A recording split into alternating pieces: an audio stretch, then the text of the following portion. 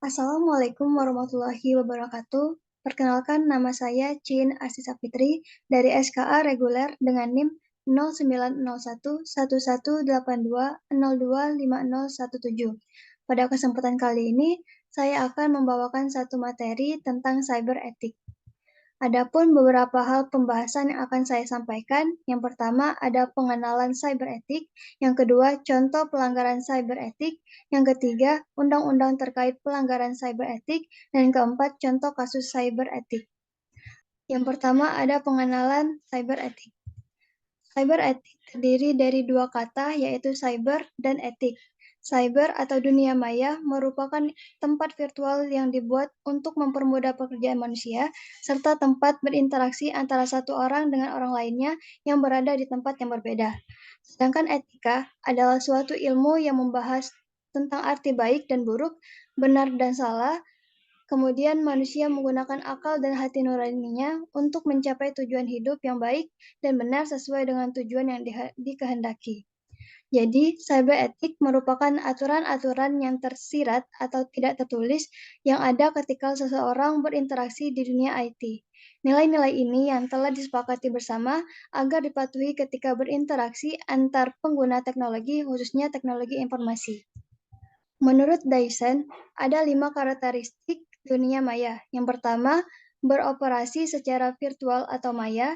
Yang kedua, dunia cyber selalu berubah dengan cepat. Yang ketiga, dunia maya tidak mengenal batas-batas teritorial. Yang keempat, orang-orang yang hidup dalam dunia maya tersebut dapat melaksanakan aktivitas tanpa harus menunjukkan identitasnya. Yang kelima, informasi di dalamnya bersifat publik. Kemudian, mengapa kita membutuhkan cyber etik dalam berinteraksi di internet? Yang pertama, karena pengguna internet berasal dari berbagai negara yang mungkin memiliki budaya, bahasa, dan adat istiadat yang berbeda. Yang kedua, pengguna internet merupakan orang-orang yang hidup dalam dunia anonymous yang tidak mengharuskan penyataan identitas asli dalam berinteraksi. Yang ketiga, fasilitas yang diberikan dalam internet memungkinkan seseorang untuk bertindak etis, seperti misalnya ada juga penghuni yang suka iseng dengan melakukan hal-hal yang tidak seharusnya dilakukan. Yang keempat, dan penggunaan internet akan selalu bertambah setiap saat. Selanjutnya, netiquette, contoh etika berinteraksi, di mana netiquette adalah etika dalam berkomunikasi menggunakan internet. Terdapat 3 netiquette, yaitu netiquette pada one-to-one communication, netiquette pada one-to-many communication, dan information service. Yang pertama, netiquette pada one-to-one communication. Yang dimaksud dengan one-to-one communication adalah kondisi di mana komunikasi terjadi antar individu face-to-face dalam sebuah dialog. Sebagai contoh adalah komunikasi pada via electronic mail. Adapun beberapa hal tentang netiquette pada komunikasi dengan email, di antaranya, jangan terlalu banyak mengutip, perlakukan email secara pribadi, hati-hati dalam menggunakan huruf kapital, jangan membicarakan orang lain, jangan gunakan sisi, dan menjawab secara masuk akal. Yang kedua, netiquette pada one-to-many communication. Konsep komunikasi one-to-many communication adalah bahwa satu orang bisa berkomunikasi kepada beberapa orang sekaligus. Hal ini seperti yang terjadi pada mailing list dan net news. Adapun beberapa hal tentang netiquette untuk berkomunikasi bagi pengguna mailing list atau net news, di antaranya, baca terlebih dahulu mailing list atau net news sebelum memutuskan untuk mempostingnya. Yang kedua, berhati-hatilah dengan kata-kata yang akan ditulis.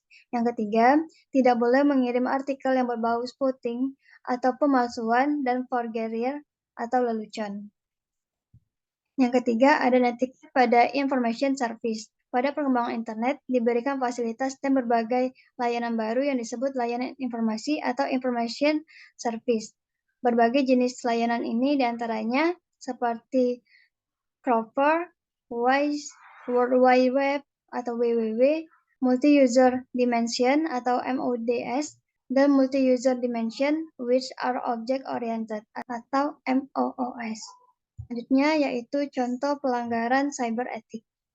Yang pertama ada cybercrime. cybercrime adalah tindak kriminal yang dilakukan dengan menggunakan teknologi komputer sebagai alat kejahatan utama.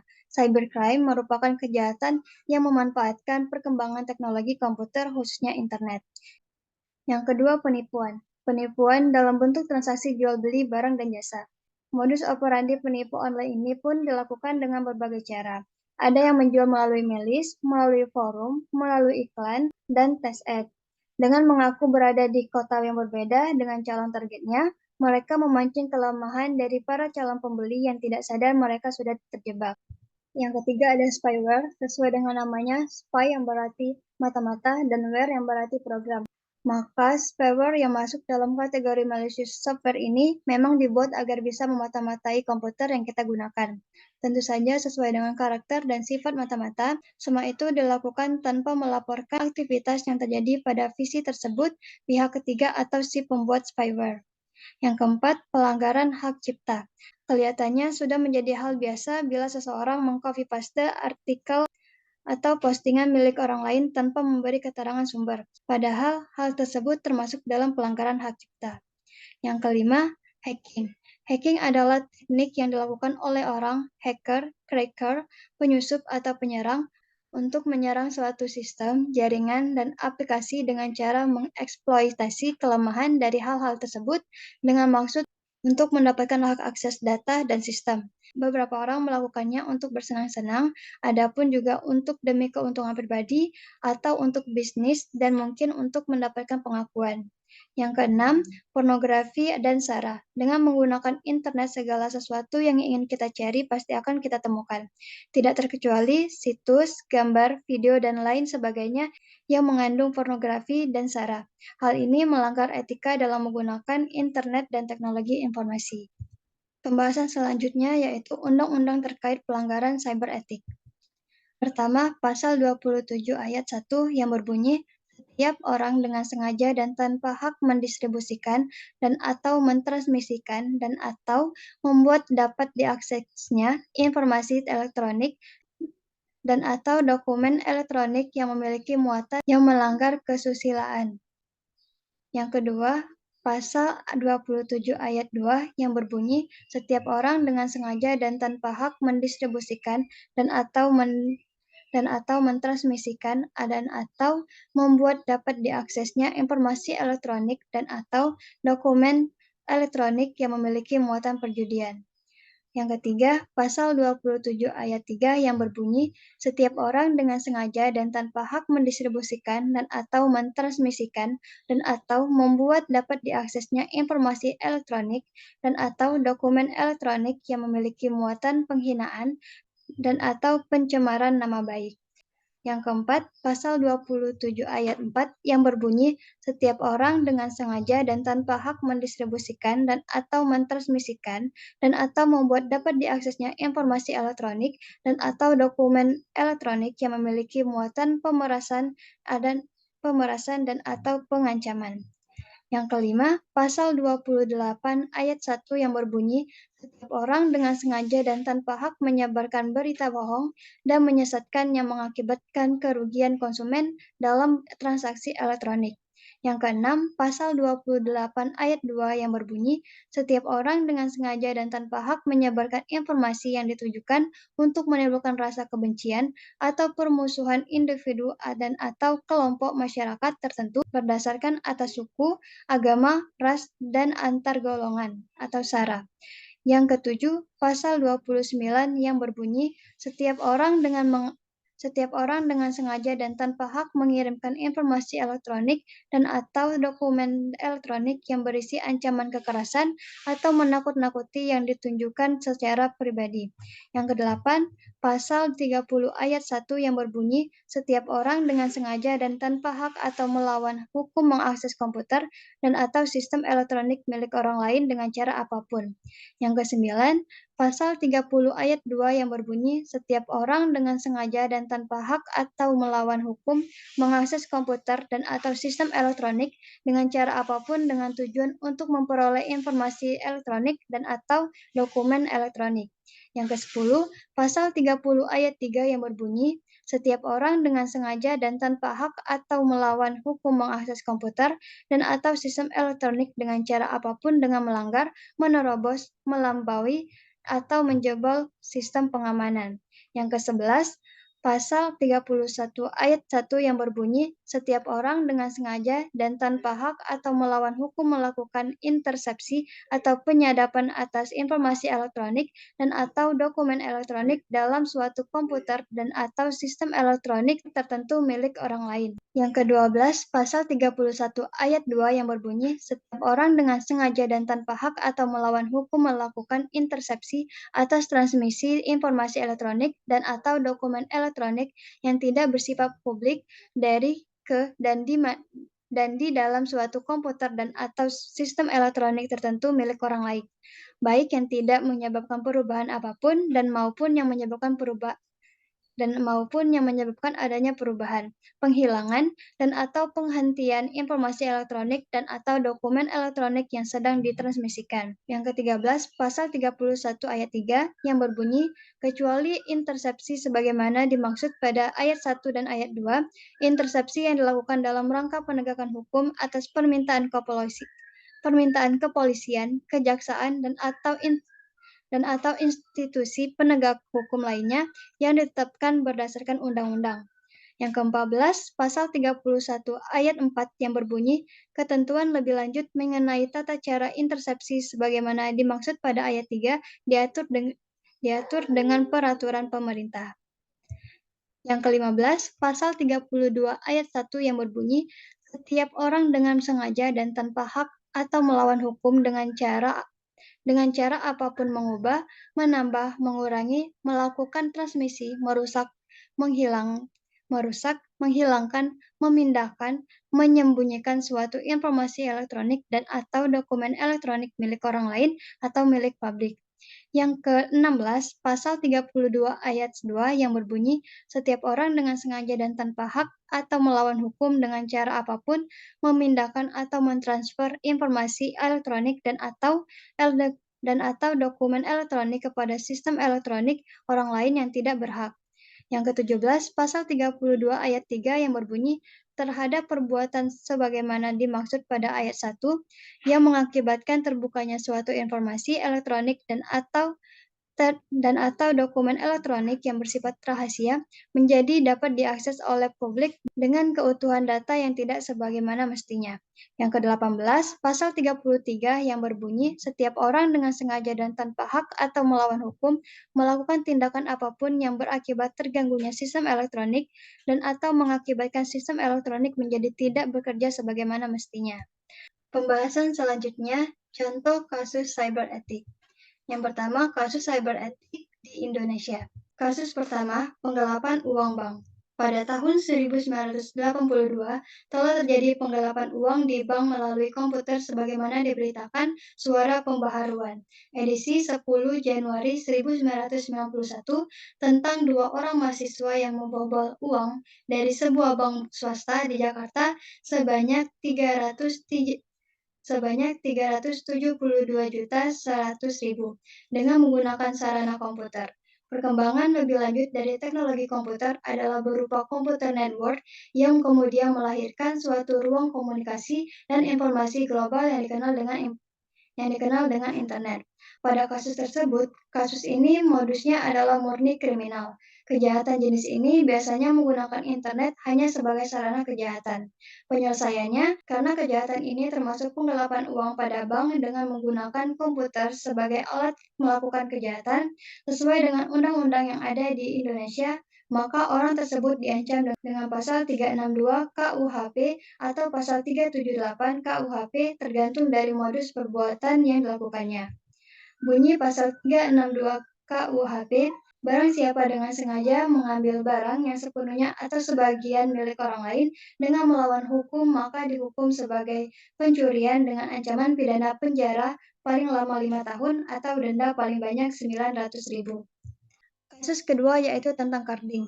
Carding salah satu jenis cybercrime yang terjadi di Bandung sekitar tahun 2003. Carding merupakan kejahatan yang dilakukan untuk mencuri nomor kartu kredit milik orang lain dan digunakan dalam transaksi perdagangan di internet. Para pelaku yang kebanyakan remaja tanggung dan mahasiswa ini digerebek aparat kepolisian setelah beberapa kali berhasil melakukan transaksi di internet menggunakan kartu kredit orang lain. Para pelaku rata-rata beroperasi dari warnet-warnet yang tersebar di kota Bandung. Mereka biasa berinteraksi dengan menggunakan nomor kartu kredit yang mereka peroleh dari beberapa situs. Namun lagi-lagi, para petugas kepolisian ini menolak menyebutkan situs yang dipergunakan dengan alasan masih dalam penyelidikan lebih lanjut. Modus kejahatan ini adalah pencurian karena pelaku memakai kartu kredit orang lain untuk mencari barang yang mereka inginkan di situs lelang barang. Karena kejahatan yang mereka lakukan, mereka akan dibidik dengan pelanggaran pasal 378 KUHP tentang penipuan, pasal 363 tentang pencurian, dan pasal 263 tentang pemalsuan identitas. Bunyi pasal 378 KUHP yang memuat tentang tindakan penipuan. Barang siapa dengan maksud untuk menguntungkan diri sendiri atau orang lain secara melawan hukum, memakai nama atau keadaan palsu dengan tipu muslihat agar memberikan barang, membuat utang atau menghapus utang diancam karena penipuan dengan pidana penjara maksimal 4 tahun. Bunyi pasal 263 KUHP tentang pemalsuan surat. Barang siapa membuat secara palsu atau memalsukan sesuatu yang dapat menimbulkan suatu hak, perikatan, atau suatu pembebasan hutang, atau yang diperuntukkan sebagai bukti suatu bagi tindakan, dengan maksud untuk menggunakan atau menyuruh orang lain menggunakannya seolah-olah asli dan tidak palsu. Jika karena penggunaan itu dapat menimbulkan suatu kerugian, diancam karena pemalsuan surat dengan pidana penjara maksimum 6 tahun. Diancam dengan pidana yang sama barang siapa dengan sengaja menggunakan surat yang isinya secara palsu dibuat atau yang dipalsukan tersebut seolah-olah asli dan tidak palsu jika karena itu menimbulkan kerugian. Yang kedua, kasus cyberetik internasional. Kasus pertama, Anthony S. Clark versus Publik Amerika Serikat. Kasus paling gres yang baru saja diputus Hakim Amerika Serikat adalah pembuat program Worm, Anthony Scott Clark. Pemuda asal Oregon ini masih berumur 21 tahun waktu didakwa oleh penuntut umum Kevin V. Ryan pada Desember 2005 lalu. Penyebabnya terkesan simpel, tetapi fatal akibatnya. Clark sepertinya iseng menyerang situs belanja online eBay dengan worm buatannya. Akibat ulahnya itu, Clark berhasil menginfeksi begitu banyak komputer yang mengunjungi eBay pada bulan Juli dan Agustus 2003. Selama periode itu, Clark menyebarkan kerusakan berupa Distributed Denial of Service atau DDoS pada situs eBay. Serangan DDoS merupakan salah satu jenis serangan yang menyebabkan terjadinya penolakan terhadap perintah user. Target dari aksi ini adalah sistemnya. Selama kurun waktu itu pula, Clark telah menghasilkan sekitar 20.000 bots yang dihasilkan program botnya. Bots ini masuk melalui celah kelemahan yang terdapat pada Windows Operating System. Remote Procedure Call for Distributed Component Object Model, alias RPC DISCOM. Bot ini berinteraksi melalui Service Internet Relay Chat atau IRC. Begitu user terkoneksi melalui log, lalu Clark tinggal menginstruksi agar bot melakukan serangan DDoS pada komputer yang terhubung ke internet. Secara personal, Clark memerintahkan agar bot-bot itu merilis secara DDoS pada server bernama ebay.com. Maka, bukan hanya komputer yang terhubung dengan IRC saja yang terinfeksi, melainkan juga situs eBay. Atas tindakannya ini, Clark dijerat pasal 18 USC 1030 A5 AI, A5BI, C4A, dan 2 dengan tuntutan penjara maksimum 10 tahun dan denda $250 Amerika Serikat. Pada 3 April 2006 akan dijadwalkan ketokan palu terakhir oleh Hakim James Ware. Kasus kedua yaitu Chavez versus Publik Amerika Serikat. Sesungguhnya, cybercrime law milik Paman Sam sudah menjerat cukup banyak hacker hitam di negara tersebut. Tahun 2005 lalu saja tercatat ada puluhan pelaku cybercrime yang diringkus. Salah satunya adalah mantan karyawan perusahaan search engines Alta Vista. Peristiwanya sudah cukup lama berselang, Juni 2002. Namun, aksi yang dilakukan oleh Lauren Chavez ini baru diputuskan oleh Pengadilan Negeri California pada 2005 kemarin. Chavez didakwa bersalah karena menyusup ke dalam sistem jaringan komputer Alta Vista dan menimbulkan kerusakan di dalamnya. Lelaki berusia 30 tahun asal Carolina ini telah menggunakan password dan username karyawan Alta Vista untuk mengakses jaringan komputer tempat ia pernah bekerja itu dari rumahnya di Mateo, California. Sejumlah data penting Alta Vista telah dihapus dan dirusak oleh Chavez tanpa sepengetahuan karyawan lain. Chavez resmi didakwa bersalah pada 2 Juli 2004. Ia dikenai pasal yang mengatur iqbal, pelanggaran pengakses tanpa izin ke sistem komputer yang dilindungi, yakni pasal 18 USC ayat 1030 A4. Jerat lain adalah pada pasal yang sama ayat 1030 A5 tentang mengakibatkan kerusakan pada sistem komputer yang dilindungi. Putusan hukuman dilakukan pada 19 Agustus 2005 oleh Hakim Susan Elliston dari San Francisco. Chavez dikenai hukuman penjara 5 tahun dan denda sebesar $250 Amerika. Tertangkapnya Chavez adalah hasil investigasi bersama antara pihak Computer Hacking and Intellectual Property atau CHIP, Unit of the United States Attorney Office dan Federal Bureau of Investigation atau FBI. Berikut adalah referensi atau sumber-sumber terbentuknya materi ini. Baiklah, sekian dari penjelasan saya. Saya mohon maaf apabila ada salah kata dan kepada Allah saya mohon ampun. Saya ucapkan terima kasih, semoga bermanfaat. Saya akhiri. Wassalamualaikum warahmatullahi wabarakatuh.